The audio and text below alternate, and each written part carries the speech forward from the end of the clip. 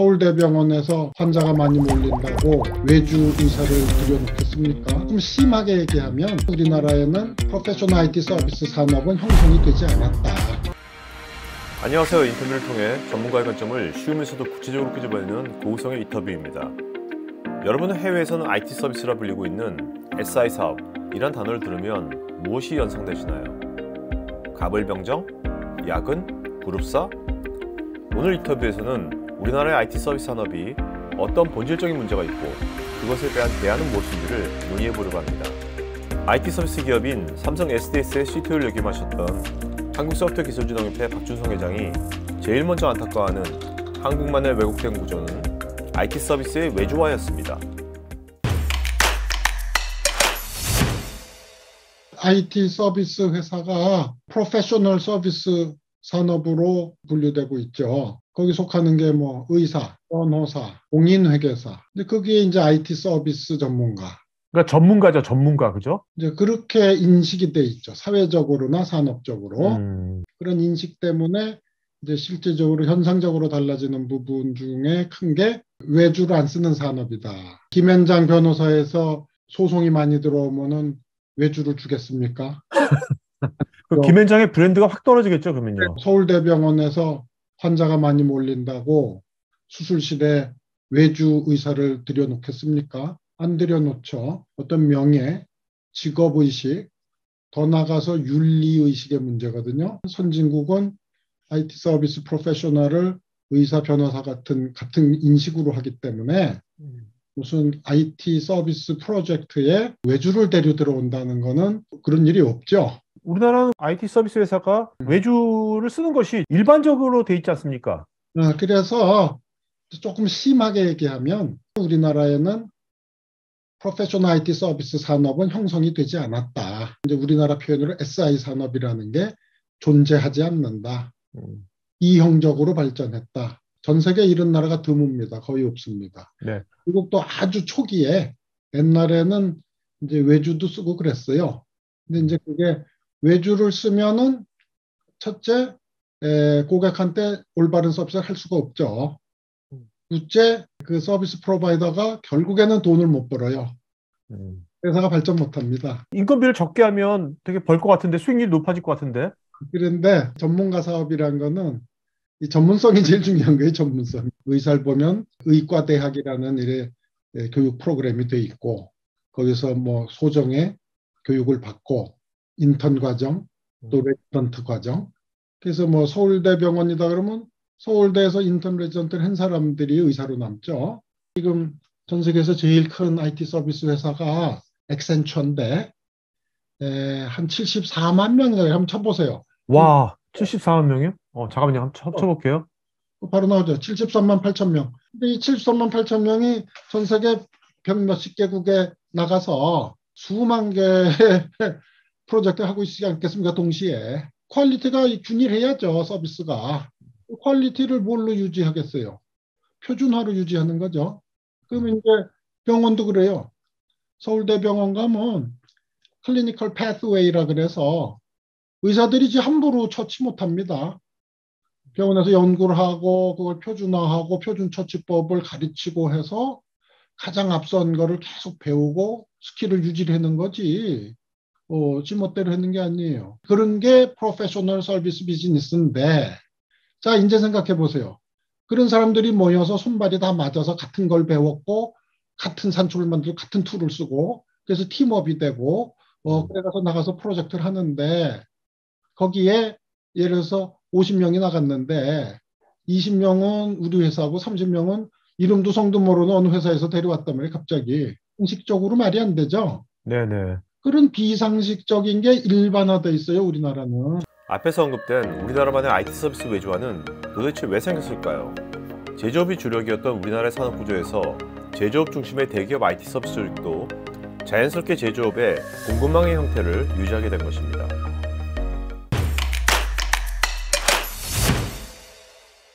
지금 이제 우리나라에서 제일 큰 IT 서비스 기업체들 보면은 다 뭡니까? 제조업이 중심으로 있는 그룹의 내부 전산을 독점하면서 또 외부 사업도 하고 있는 그런 사업체들이에요.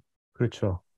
그러다 보니까 회사를 설립해서 경영해 온 사람들이 대부분이 제조업에서 큰 사람들이에요. 지금 아마 CEO들도 하나하나 따져보면 다 제조업 출신들이 많을 겁니다. 내부에서 커서 올라간 사람들이 그래 많지 않아요. 그러니까 이제 이 제조업에서 큰 사람들은 뭐에 익숙합니까? 1차 협력 사업, 2차 협력, 3차 협력, 기본까지는 가지 않아요. 네, 네, 네. 그러니까 프로페셔널 비즈니스라는 거를 전혀 경험한 적도 없고 어떻게 해야 되는지도 모르고 배운 적도 없는 사람들이 회사를 세웠고 경영을 해왔기 때문에 한마디로 이제 전혀 잘못해온 거죠. 이런 IT 서비스에서 쭉 크다가 나와서 창업하는 사람들, 또 소프트웨어에 관심 있어 하다가 이렇게 창업하는 사람들, 그래서 이제 조그만 회사들이죠, 아직은. 네. 회사들은 외주 안 쓰는 데가 많아요. 그 사람들은 실제 피부로 느껴. 외주를 쓰면 돈을 못 번다는 걸 피부로 느껴. 지가 나가서 사업을 해봤기 때문에. 근데 지금 큰 회사의 수장들은 지가 나가본 적이 없어. 뭐가 뭔지 전혀 모르는 거죠, 지금. 그러니까 제조업 그 경영 방식을 여기다 투영을 해서 어떻게 되겠지 하는 그런 식으로 잘못하고 있다. 그래서 이제 결국에는 우리나라의 그 젊은 사람들이 많이 창업을 해가지고 IT 서비스 쪽에 이제 또 많이 가르쳐야 돼요. 프로페셔널 IT 서비스 사업을 어떻게 경영한다 하는 게 글로벌 베스트 프랙티스가 아주 잘 알려져 있어요. 우리나라에는 아는 사람이 거의 없는데 네. 그것만 따라가면은 정상적으로 다 잘 할 수 있어요. 우리나라 IT 서비스의 또 하나의 문제는 그룹사 내부 IT 개발과 운영을 담당하는 조직을 대외 사업에도 활용한다는 것입니다. IT 서비스의 본질은 프로페셔널리즘을 추구하는 것인데 이것이 자연스럽게 퇴색되어지는 것입니다. 회사 내부의 정보 시스템을 위한 서비스를 하면서 또 바깥에 나가서 자기 주인 회사가 아닌 다른 회사의 서비스를 또 팔기도 하는, 전문적인 표현으로는 인터널 서비스도 하면서 엑스터널 서비스도 병행하는 그런 사업 형태 존재하지 않아요. 해외에. 네. 우리나라만 그래 해요. 우리나라에 뭐 X라는 좀 그룹이 큰 기업이 있다 치면, 그래서 X라는 그룹에 계열 회사가 뭐 10개 있다 치면 그 10개 회사들의 전산실을 모아서 쉐어드 서비스라고 그러죠. 쉐어드 인터널 서비스 하도록 모아서 한 조직에서 10개 회사를 다 해주도록 거기까지는 바람직한 거예요. 다들 그래 합니다. 그렇죠. 그렇게 해서 만든 조직이 법인으로 독립을 하고 그 다음에 일반 엑스터널 서비스도 한단 말이죠. 이제 그렇게 하면은 이제 뭐 막말로 죽도 밥도 안 돼요. 이것도 못하고 저것도 못하고. 그러면 해외에서는 어떻게 하느냐. IBM의 IT 서비스 하는 조직이 있잖아요. IBM 글로벌 서비스 또 뭐 IBM 서비스 그러니까 요새 또 그냥 IBM 컨설팅 그래요. 그럼 이제 IBM 그룹의 이그제큐티브들을 보면 IBM 컨설팅을 총책임지는 COO가 있어요. 그 COO는 미션이 뭡니까? 돈 많이 벌어오라는 거예요. 이익 많이 내고. 근데 이제 그 사람 말고 IBM CIO라는 게 있어요. 그 IBM CIO가 가지고 있는 조직은 IBM IT라 그래요. IBM IT 조직이 지금 내가 알기로 한 12,000명 정도 돼요. 그리고 IBM 컨설팅은 이거는 한 14만 명 정도 돼요. 네. IBM 컨설팅은 돈 버는 조직, 프로핏 센터예요. 외부 일을 하는. 돈 벌어라 이거예요. 네네. CIO는 일체 바깥은 안 보죠. 그룹의 IT를 어떻게 잘해서 오늘같이 그 4차 산업혁명 같이 소프트웨어 중심 사회 경영해서 어떻게 IBM을 IT로 발전시키느냐만 생각하는. 그러면은 실제 뭐 IBM에서 뭐 애플리케이션 새로 만들고 뭘 하고 할 때에 그 12,000명이 다 하질 않겠죠. 이 사람들은 어떻게 보면 발주자 입장이단 말이에요. 그래서 여러 그 이제 전문적인 SI 업체들을 그 영역별로 최고 전문가를 불러다가 일을 시키면서 가지만 이 우리 그룹이 엔터프라이즈 아키텍처를 앞으로 어떻게 가야 되겠고 뭐 이런 기본 전략이라든가 엔터프라이즈 아키텍처라든가 이거는 자기 가져가야 되는 거라. 그래서 롤이 딱 나눠지는 거죠. 근데 대부분 제조업 중심의 그룹들은 인텔이니 GE니 IT 서비스 사업을 합니까? 안 합니까? 하는 데가 없죠. 네. 인텔 IT, GEIT 해서 어마어마하게 우수한 사람들을 데리고 이제 전사지를 꾸미고 있지만 그 사람들이 나가서 돈 벌어 오라고 하면 불편하죠. 그럼 왜 우리나라는 그 정신 나간 짓을 했을까? 그룹 잘하기도 바쁜데 왜 그걸 나가서 돈을 벌면 얼마나 벌겠다고 내보내는 거냐 이거죠. 그러면 역사적으로 그렇게 어떤 그룹 내의 인터널 IT 서비스 조직인데 미션은 그걸 또 나가서 돈을 벌어오라 그래가지고 내보냈는데 익스터널 커스터머를 상대로 한 사업에서 이익을 내본 적이 있느냐 한국에서 뭐 아주 예외가 뭐 어느 회사가 몇 년에 한 번 냈다 뭐 이런 거 있어도 전반적으로 없어요. 네. 전부 적자 사업입니다. 내부도 지금 하기 바빠 죽겠는데 거기서 잘라내서 또 나가면 뭐 인력이 돼요. 그러니까 맨 외주 데려 나가고 이게 고문치가 악수단이 거주되네, 악수단이. 왜 나가냐부터가 말이 안 되고 그러고 나가면서 지들이 못하니까 외주를 끌고 나가서 나갔다 하는 것은 도무지 이런 게 왜 존재하냐 이런 사업 형태가 우리나라에. 정부 규제, 컴플라이언스 하면 무언가 부정적이고 퇴보한 사회의 한 단면처럼 보이기도 하지만 박준성 회장은 국내에서 왜곡 고착화된 IT 서비스 외주화를 정상화시키는데 정부 규제의 필요성을 강조하였습니다.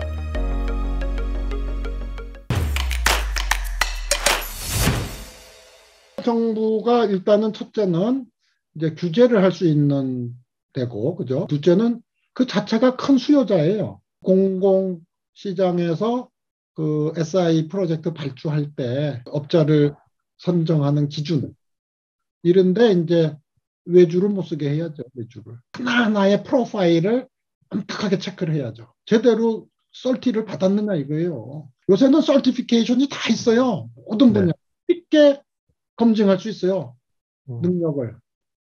그러니까 하나하나의 전문적인 능력을 검증을 해서 팀을 조사를 해서 그 발주를 하는 기준 그런 거 세우면은 바로 이제 그래서 오겠죠. 조그만 회사들이. 이제 큰 회사들은 아예 포기를 할 거고. 네. 포기를 하죠. 그렇게 되면 외주 없이 못하니까 그 회사들은. 근데 지금은 거꾸로 뭐 이거는 이제 뭐 대놓고 하는 얘기는 아니지만 우리 이제 이 발주하는 공무원들하고 얘기해 보면 그래도 대기업이 선호해요. 망가지더라도 책임을 지잖아 대기업은. 네.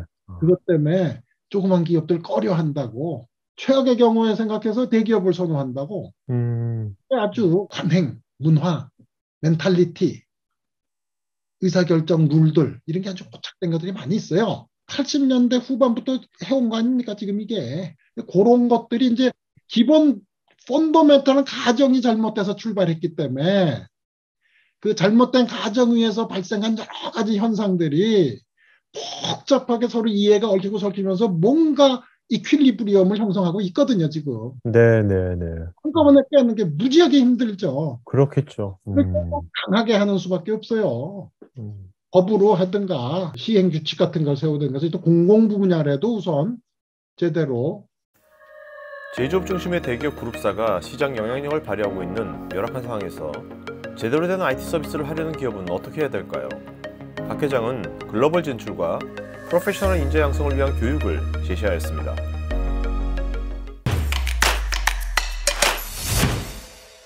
우리나라가 전 세계 IT 시장의 한 1% 된다 그래요. 이제 엄청 적어져가지고 잘해야 2%, 1% 그랬잖아요. 그러니까 시장이 작죠. 지금은 거기다가 이제 그룹별로 다 이제 SI 업체들이 다 자리를 잡고 있으니까 뭐 시장이란 게 없는 거예요. 어떻게 보면. 다 나눠먹기 해버리고 있으니까 지금. 모 그룹의 X 회사랑 직접 거래를 못하고 그 모 그룹의 SI 업체를 거쳐야 들어가니까 시장을 제대로 어드레스하기가 매우 힘들죠. 조그만 회사들이. 그런데 그런 게 다 없어졌다 하더라도 한국 시장이 너무 작기 때문에 지금 이제 엑센처 같이 70만 명짜리 나오긴 좀 힘들죠. 네. 그 우리 이제 이 IT 서비스 산업도 결국에는 수출을 해야 국제적인 기업으로 크는 거죠. 근데 여기는 뭐가 딱 막습니까? 언어. 영어가 딱 막해, 영어가. 대화, 막 토론, 설득, 이거 영어로 해야 되니까 그러니까 이제 우리가 이 사업을 키우려면은 아주 창업서부터 내부 사무까지 전부 영어로 보고 영어를 집중 가르치고 영어 잘하는 사람들을 많이 섞어 놓고 외국인들을 많이 섞어 놓고 이제 해나가야 되겠죠. 전 세계에서 이 IT 서비스 사업체로 가장 경쟁력이 센 놈이 누구냐? 세다고 제가 보는 거 하나가 인포시스예요, 저는. 인포시스가 한번 쳐보세요. 33만 명. 와. 삼성그룹만 하죠? 네. 1981년에 찢어지게 가난한 개발자 7명이 모여서 만든 회사예요. 아니, 얼마나 가난하면 찢어지게 가난합니까? 얼마나 가난하면. 회사 한번 해보자고 다 돈을 모았는데 몇천 불. 부모 돈 다 모았더니 몇천 불. 그래서 시작한 회사인데 저 충격적인 게 PS 레이쇼 쳐보세요. 인포시스 PS 레이쇼. 프라이스 세일즈 레이쇼 그래가지고 네. 주식의 시가총액을 전년도 매출로 나눈 비율이에요. 4.4 아닙니까? 네네, 4.4. 뭐 IBM 같은 데가 한 2. 한국의 SI 업체 중에 상장된 거 있어요. 그런데 0.5. 0.5, 1도 안 돼요? 4, 네. 이게 무지하게 높은 거예요. 일반 소프트웨어 패키지 업체 이상으로 높은 거야. 내스닥에 상장돼 있거든요, 뉴욕에. 그러니까 이게 PS 레이쇼가 높다는 것은 아까 말씀하신 거 시가총액을 전년도 매출액가 나온다는 것이니까 그만큼 회사의 어떤 그 잠재 성장 가치를 높게 보는 거네요. 그렇죠. 그러면 여기서 마이소어 캠퍼스 한번 줘요. 마이소어 캠퍼스가 뭡니까? 인포시스가 내부 직원 훈련을 시키는 캠퍼스예요. 오, 인도 어느 도시에 있습니까? 아, 마이소가 도시 이름이에요? 지금 여기 보이는 게 다 그 캠퍼스 빌딩들이고 인포시스가 직원을 딱 뽑으면은 전공, 비전공 가리지 않고 6개월을 여기 합숙시켜요. 하루에 10시간, 12시간씩 가르칩니다. 아까 회장님 말씀하셨던 그런 이제 표준화라든지 전체 어떤 그런 거를 여기서 뭔가 하는 거네요. 그 다음에 이제 현업 배치를 해요. 우리나라 보통 한 2주? 그 훈련의 중요성이 어마어마하게 중요한 거죠. 훈련의 중요성이. 네네. 이제 IT 서비스 산업의 핵심 경쟁력은 뭐냐? 훈련이에요, 훈련. 가난한 사람 7이 시작해서 오늘날 최고 경쟁이 높은 회사가 됐느냐. 이제 그 멀티란 친구가 그 7명 중에 대장이었어요. 그 친구가 회장을 쭉 하다 이제 나이가 60살에 탁 이제 후배한테 물려줬는데 이제 지금도 뒤에서 많이 조정을 하죠. 이 양반이 이제 IT 서비스는 훈련시켜서 하는 사업이다. 그래서 좀 많이 쏠진 거야, 저거를. 아, 네. 6개월 합숙 훈련. 인도에서 인포시스 취직했다 그러면 동네에서 잔치할 정도로 전 세계 나가서 활약을 하니까. 그런데 30% 이상이 담 넘어 도망갑니다. 한국에 낫다 이거보다. 이걸로 끝난 게 아니라 평생을 그래 살아야 되잖아, 이 사업은, 이 직업은. 네. 평생을 공부를 해야 되는 직업이거든. 아니, 나 이렇게 살기 싫어하고 도망가는 놈이 30% 넘어. 야. 이 산업, 이 사업, 이 직업의 특수성을 알아야지. 수장부터가 알아야지, 사장부터가. 혹시 여러분의 고객들에게 어필하는 유튜브 컨텐츠를 만들고 싶으시면 우측 상단 링크를 클릭하셔서 다양한 포트폴리오를 구경해 보십시오. 여기 왼쪽에 관련 영상이 있으니 클릭해 보세요. 제가 진행하는 테크 전문 방송 토크IT에서 하는 토크형 웨비나에 한번 참여해 보시면 어떨까요? 구글에서 한글로 토크IT 치시거나 우측 상단 링크를 클릭하시면 됩니다. 여러분의 좋아요와 구독은 지속적인 컨텐츠 제작에 큰 힘이 됩니다.